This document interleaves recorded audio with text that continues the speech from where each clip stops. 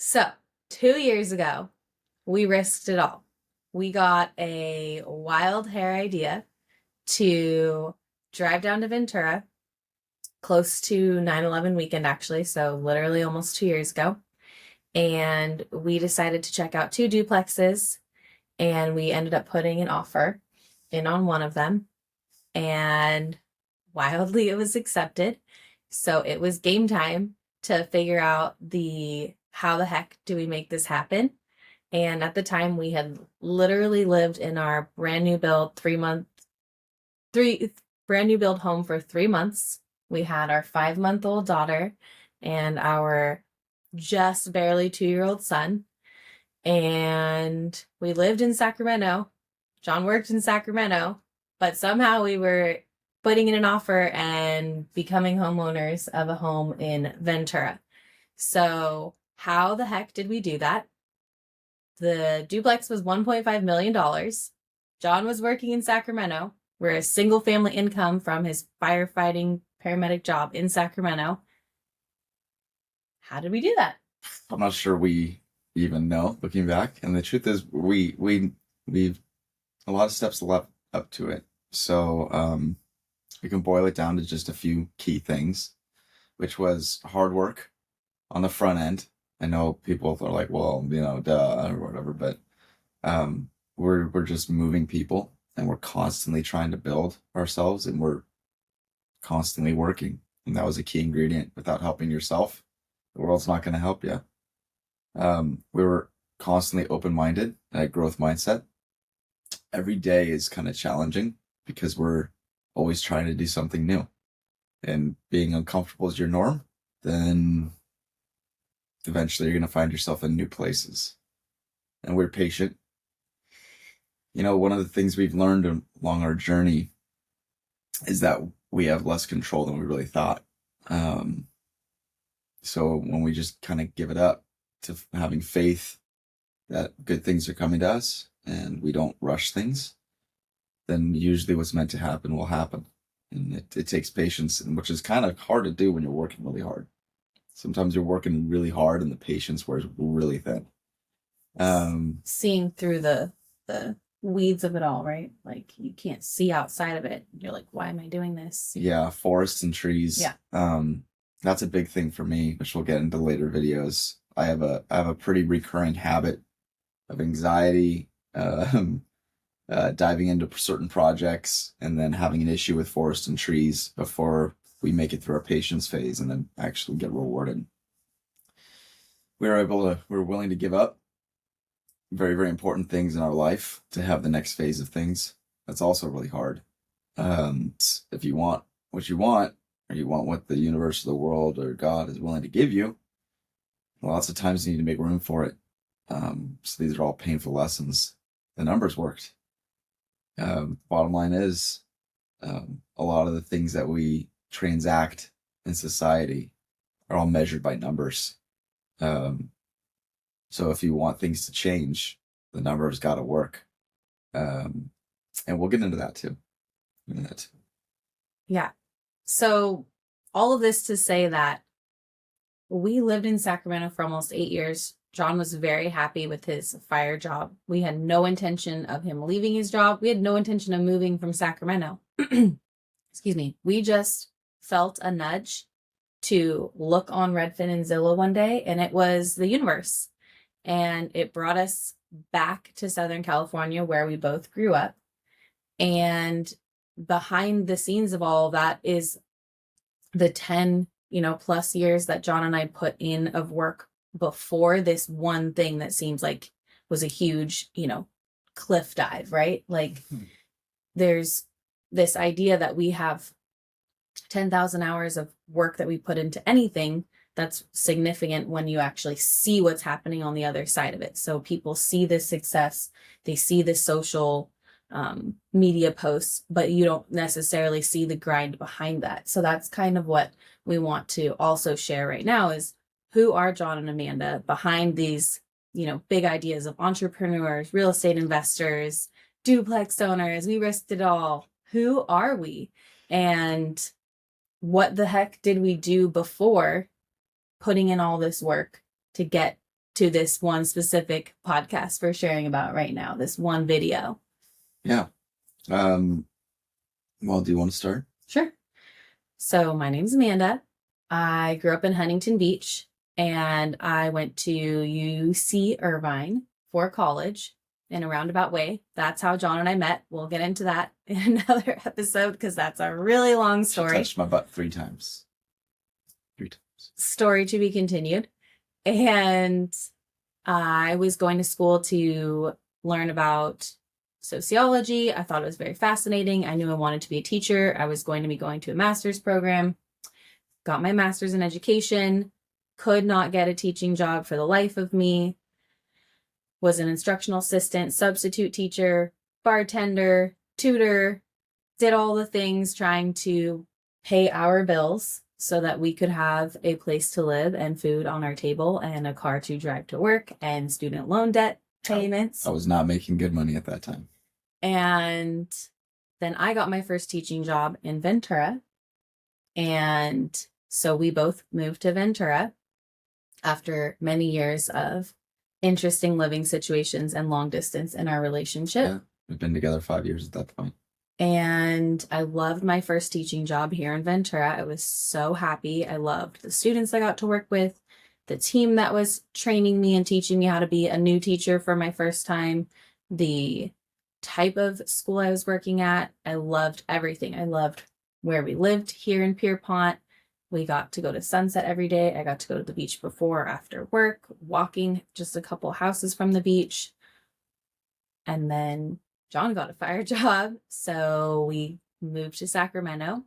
I started at a new school up there. It wasn't the right fit, and I took a little bit of time off to try to build a health and wellness business.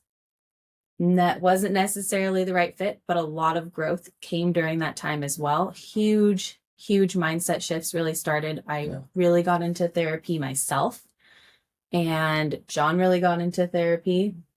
And then we did couples therapy. So we had 3 therapists that we were seeing. And that was the crux, I would say, of our growth mindset in getting into books and Audible, probably around 2016. And that is the first time I would say that Jon and I had like the beginning of mentors that we didn't really know were our mentors, was the books that we were listening to and reading. And that was our first exposure to that access, that we couldn't necessarily have a face-to-face mentor, but we had these people like I would say my first couple were Jen Sincero and Gabby Bernstein. Those were the first 2 big ones for me. And then Danica Brycia was another huge one for me. And she was kind of local for where I grew up in Costa Mesa. Holler to Danica. Yes. I love you. And that was huge for both of us. We went to a Gabby event in person and a Danica event in person, and just really started shifting who we were as people and our path. And I went back to teaching for a little bit. I love that new school that I went to, my new teaching team there. I got pregnant. So again, took a break from traditional teaching, and now I have spent the past 4 years as full-time mama with the kiddos and supporting Jon in our investments and real estate ventures and our little hustles that we've got going on that are actually huge hustles, and raising tiny humans and doing the laundry and researching interfamily systems and child psychology and homeschooling and all that fun stuff. So that's me and my behind the scenes in a nutshell. Your turn. My behind the scenes in a nutshell. When did you start? I started out of college. Yeah. So I left high school knowing I wanted to be a fireman. But everyone told you needed a degree, which was meant to be. I went to UC Irvine with $16,000 in my pocket. I saved up from working at Elephant Bar and ran out of money because I didn't know how to spend money. And even though I was still working in college, I just couldn't get it together. And I was constantly at zero. And then I might have been partying and drinking just a little bit too much. And pretty much fell out of UCI. could have made it work, but I wasn't willing to make it work. And my numbers were at zero. So I couldn't afford just to be there. And the stress of everything overwhelmed me. Moved a bunch, dove straight into the fire department thing. And that involved me going to San Luis Obispo and then back to LA and then staying in Orange County, getting a place back in Orange County to work for all these different ambulance companies and schools that teach various fire classes. And anyone in the fire world knows to get experience and to like on the job and then get experience in school. All the good ones are in different locations. So I pretty much, as I got to the next stepping stone, I would move to get the best and make my resume the best. I had nothing else going until I met Amanda. So I met Amanda in 2009, and then we were together ever since. And so we moved together. And there's quite a bit of commuting too. But that involved me at the end having, I think, 8 colleges I participated in. And a lot of stories leading up to my official career job, which the first one was in Sacramento. Such a blessing. We went up there. It was 7 years in Sacramento. It was a great job for firemen. Great culture. Lots of good experience. Blessed. I miss it. And but as far as our journey here, I wasn't raised in a very financially knowledgeable household. I was raised in a very loving household, but not a lot of education about how money should be managed was in that household. And also my household, I think, does have a tendency towards anxiety. And I learned that around the age of 24, 25. When me and Amanda were together, and I realized that I'm going to be the provider for this family, and it really hit me. I want to have kids. And so I started, not publicly, but deep down, Jon started having really big anxiety about the fact that I knew I was incompetent in that very, very important realm of my life. So I started seeking out ways to solve that problem. And someone brought one book into my life, which was not exactly a book I align with now, but it was really important, which is the Dave Ramsey Total Money Makeover. Which was pivotal for me taking a step out of the teaching world so that we could have a clear financial path and not go into debt while I took care of my mental health and adjusted. We needed that financial direction. It was huge for us. And you gotta, you could say things and read things and say, I get it, but you have to put your feet in the water. You have to run the paces of anything in life to actually know. And that book did that for us. So like, oh, you think you're frugal. Oh, you think you have control over your money and that you're telling the universe you do well with money. Prove it. So that was, thank you, Dave. And then that led us down the other route of Robert Kiyosaki and Napoleon Hill. And then my first real life mentor, Matt Rosales, and best friend, Holler Matt. We love him. Thank you. And by the time we moved to Ventura, I had read over 100 books. Love them so much. I love growing. And that involves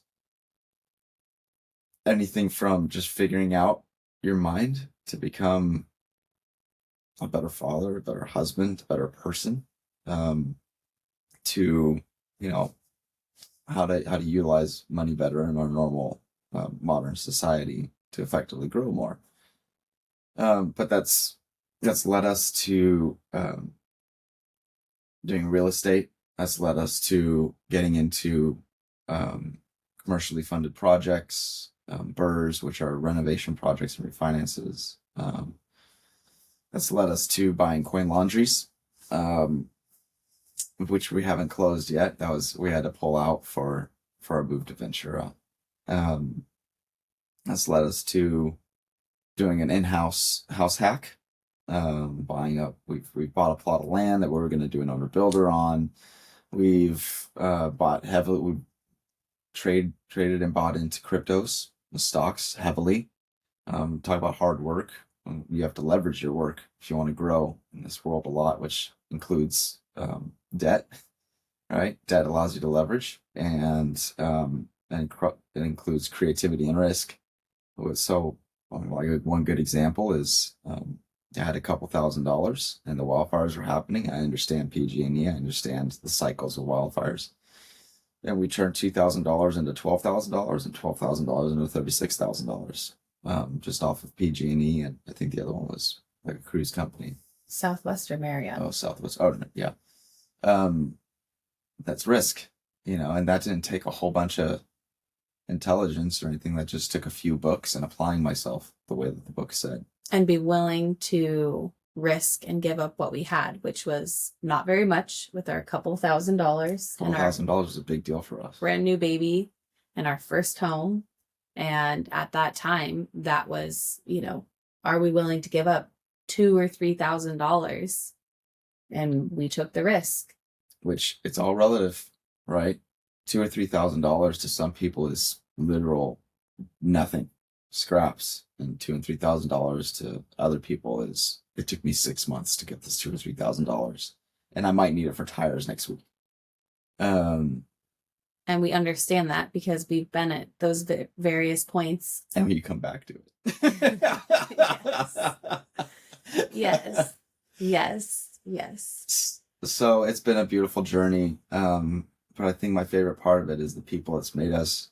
So one of my passions is I actually kind of adopted it from my mentor, Matt, is he would help people because he thought, one of the greatest stresses in life is money. It's like if you could take stress away from families across this country to even just like a 10% degree,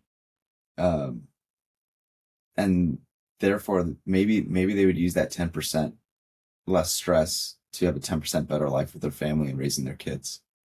And maybe those kids would be just 10% healthier or 10% happier, 10% better. Just from less stress of finances. How much better would the world get? And I love that, and I have my focuses. Yeah, I eventually would love to touch the whole world, but we'll see. Right now we start with our peers, our family, our friends. So I want to circle it back to, we took this risk and we're bringing it up now about moving our family 6 hours away from our source of income. And one of the reasons that we're able to do that is because of our characteristics of who we are and our relationship and how we water each other. Jon always tells me that I'm a great manifester. So we have a lot of vision casting conversations, a lot of goal setting, and we talk about a lot of these things. And then I'm manifesting and Jon is working on the path of action. And then once those two things come together, we do the freaking work to make it happen, all in accordance with the universe and surrender. It's this beautiful balance, but it just is like just another really poignant, beautiful part of our relationship and our strengths and who we are and how we have built our relationship. And it just is that reminder of, what are our strengths and what are we willing to do when things come up like this did with the duplex. How am I going to manifest? What is the path to get there? What's the action we need to take? What are we willing to give up? So for an example, for all you listening out there for the financial part of growth for us, when we moved to Ventura and did this deal, it wasn't a good financial move. Not at all. So we had like $120,000 in stocks. We had $150,000 in crypto. We had a certain amount of cash, good amount of cash. We had a brand new built home, which was aggressively rising in the COVID market in equity. And then we had the other chunk of cash. We had $100,000, maybe more dollars of cash that was going towards 3 duplexes out in Indianapolis that were going to be renovated, refinanced, and rented. And that would have moved up our equity in 2 years, another couple $100,000, and as well as had it give us 3 assets that were going to make us money for the rest of our life. And we were in contract for the coin laundry in Sacramento. The coin laundry, which was only costing us less than $50,000 to get in the deal, all said and done, even with filling the machines and all that. And on top of financing, that thing was going to make us a starting $3,000 a month, and after loans were paid off, like $11,000 a month. Which we were all in. We were already in contract. We already had put in money. Like, we had non-refundable deposit money we did not get back from those deals because, again, it was a different path. We were willing to risk a certain amount, and we were on that path. As far as my brain was concerned, I held those. I was in escrow. I saw the path. I was 4 years away from being able to leave the fire department if I wanted to. Like, that was here, right? That wasn't right for us and our family. It wasn't right for our path. You have to be willing to give up everything you've worked for at any given moment to be and have what you're meant to be. So I worked really hard, and we worked really hard for those other things. And we gave them up just like that to have this thing, which on paper is not nearly as valuable. But in life, it's exponentially more valuable. It's all about mindset. And you can rebuild finances over and over and over again. But you can't rebuild time with your family. And quality of that time. Quality of that time. So that was the pivot the universe presented for what, was best for our family at that time. And we didn't see it coming. That was not in our mind's eye at that time. Yes, this the day before. We wouldn't have told you. That was a thought in the... No. But this is where we ended up. And we're so grateful. When you put in the work, and you go through the storms, and you make it to the other side, at least for us, we've been very fortunate that we find that it's better every time. Yeah, even though it's really, really hard. It's still hard. So I want to end with, that just reminder of what are your attributes that you can water to help you grow and thrive in the ways that will take you on your path that's next for you. And if you're feeling lost, right? ABCs. Are you heading towards abundance for you? Is what you are doing in your focus bringing you bliss? And how's your community? Are you treating it the way you want to? That was awesome. Thank you. Yay!